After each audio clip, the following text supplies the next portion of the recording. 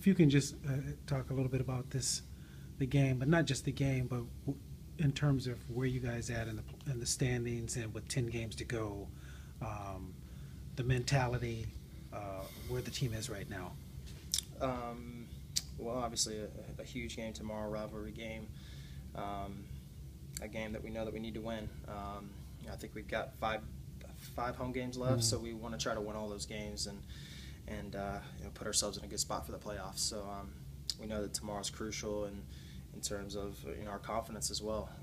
Seattle's a team that's done well this year, so if we can come out and get 3 points, it'll be massive going into the last little stretch of games here. Defensively, you guys have had some good performances over the last few games. How much confidence do you have now? How settled do you feel the defense is at this stage of the season? I feel like it's been a lot better lately. I think the continuity is there a bit.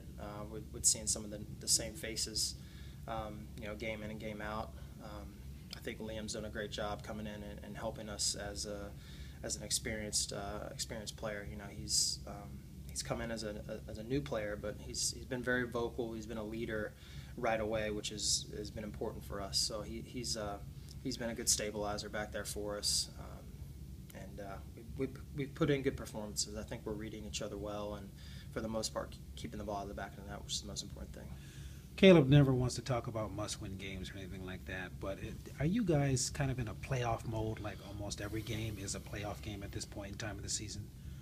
Or playoff-like game, Yeah, I mean, you can say playoff-like, but, it's – I think all of us are just looking at each game as just massively important, and you could say that's like the playoffs, but we know that each game is huge in terms of making the playoffs. It's coming down to the wire here. We're not quite in right now, and we need to take advantage of these games coming forward, especially the ones at home. So, we're all up for it. We're excited, and I think we'll get for the task tomorrow.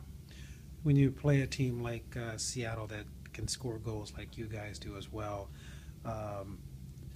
what do you see as their more dangerous players? I mean, one of the players that I guess maybe I should put it this way, one of the players I've seen for them that has been one of the more dangerous guys is Martins, in terms of how he seems to be able to get them going and open up the game for them. I mean, how do you see that in terms of a player like him?